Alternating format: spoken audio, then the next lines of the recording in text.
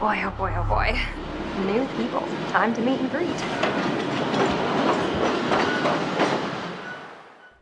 Oh, I couldn't decide whether I was being scared or being a ghost there.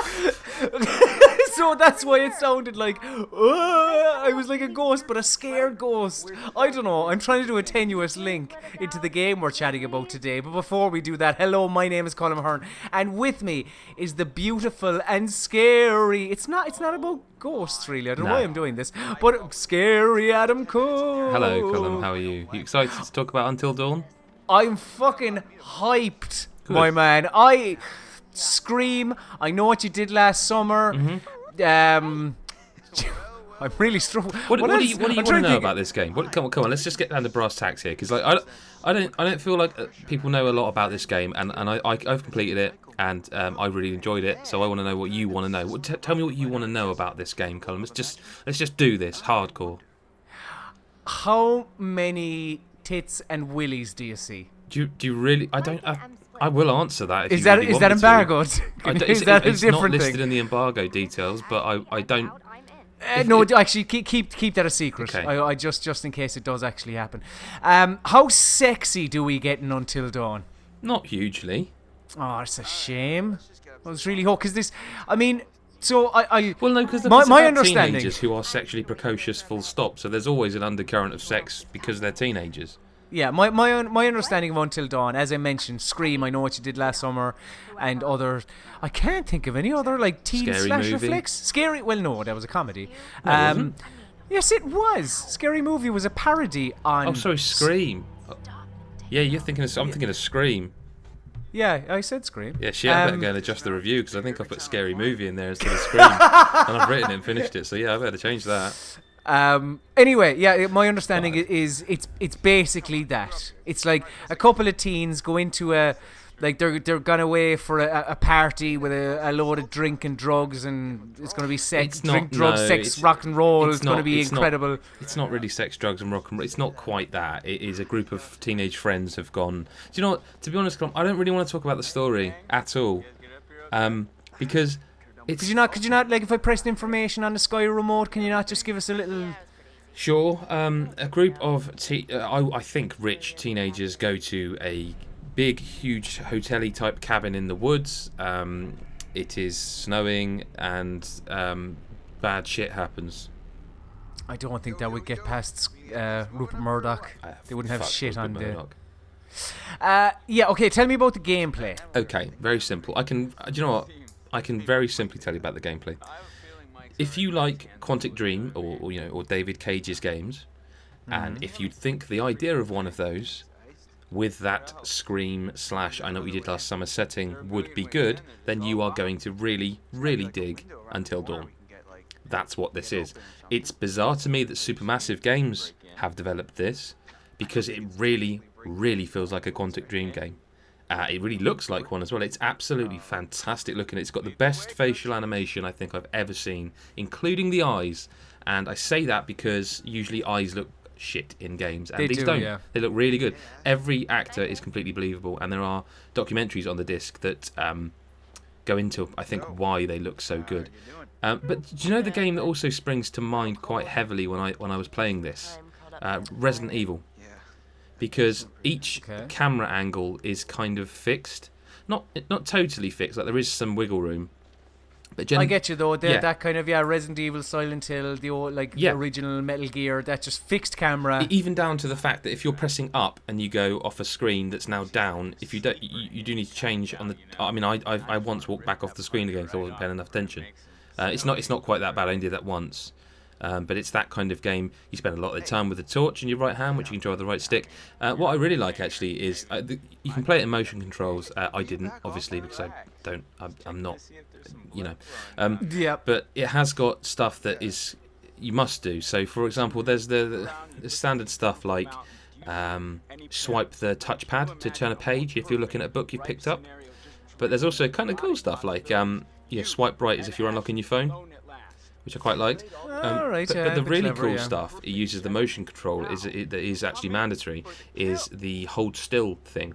So you may be being chased, shall we say, and you are hiding, and you have to stay still. And what it does that, you have to hold the controller still. And if you don't hold the controller still, you are discovered, and that has, things happen if you get discovered. And it works really well because some of them are short, but some of them are quite long, and you are literally holding the controller like, and as you're doing so, it vibrates like a heartbeat.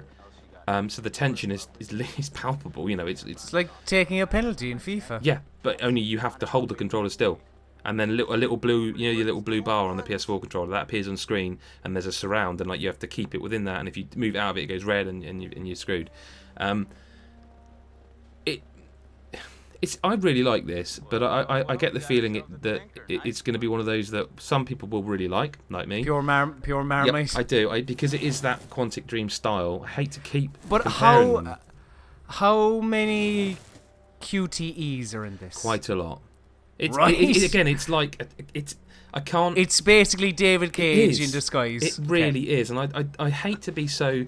It sounds like I'm being derogatory, but I really liked Heavy Rain, and I really liked Beyond Two Souls, and I know you did as well. So this is right up my alley. It also so it's that, but it's also kind of a Telltale game. There are dialogue choices, and there are. Are there? Yeah. So it comes up on screen like there's dialogue options, and you move your right stick to the one you want to pick, and you hold it down, and it selects it for you. But there are also choices that shape the game in dramatic ways. Now, I don't want to be too hyperbolic, but I can't think of another game that has such dramatic effect on the game. I remember this. Yeah, the characters. This has been said previously that characters can die. Yeah. Like in different sequences and. So I was doing quite well with my characters. Heavy Rain did something kind of similar. No, I've never seen a game so. This is drastic. Drastic, yeah. I mean, and some of them are instant. Like you make the bad choice, and like a few seconds later, someone will die. Some of them like play the long game a bit, like in The Witcher 3, where you'll come 4 hours later, and I messed up because I did this earlier in the game.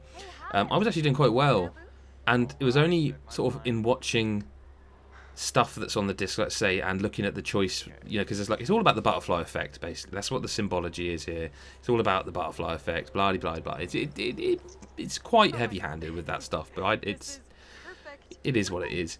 But there was one character that I had die, and I actually didn't. I just assumed he has to die or she has to die. It's one of those things where that you just feel like that's the only outcome, and only when you're watching one of the documentaries later, which shows a clip from that scene, did I realise actually that person could have lived.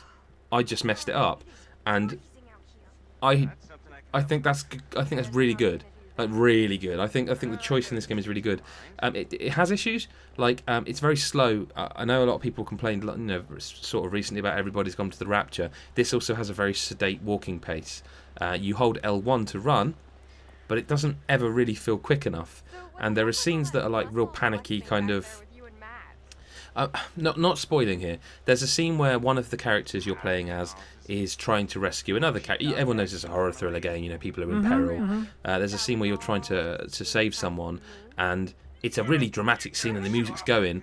And every sort of QTE is often one of the quick moments, and usually they feel fine. But this particular one, it really feels like you should be running when you take control again, because like it's you can hear them calling for help, and it really feels like. I should be quick here, and you're just kind of like really power walking. It's the same walk that you have the entire game. You hold down L1 to get a bit quicker, but it still doesn't feel like you're moving quick enough. So I mean that's an issue. There's a bit of a frame rate issue in some of the outside areas, but nothing that really takes away from the game. I really like this game, and I think some people are going to hate it. Utterly hate it. I personally can't wait to play it, because even if it is really kind of schlocky stuff, I think I'm going to fucking love this game, because it's going to recapture my youth. It's not as schlocky as you would think. It is schlocky, it definitely is, and it doesn't do anything narratively that you go like, oh my god, I've never seen anyone do this. It is very much, like you say, I Know What You Did Last Summer, Scream, that kind of thing. It is that kind of thing. It doesn't pretend it's not. Anything else you want to know? So not an awful lot of sex. I'm not going to talk about that because I don't want to spoil anything. I will say it's longer than I thought it would be. It took me just over 8 hours to finish, and I will play it again because I want to see what other outcomes there are. Well, that's a very good... It just looks so good. Like the faces, like Hayden Panettiere. There's actually a character in it that apparently is known. I didn't know this character was in it. And I was a bit surprised to see him because I recognise him, like I do Hayden Panettiere, but I recognise this person, and I was quite surprised. Like he looks...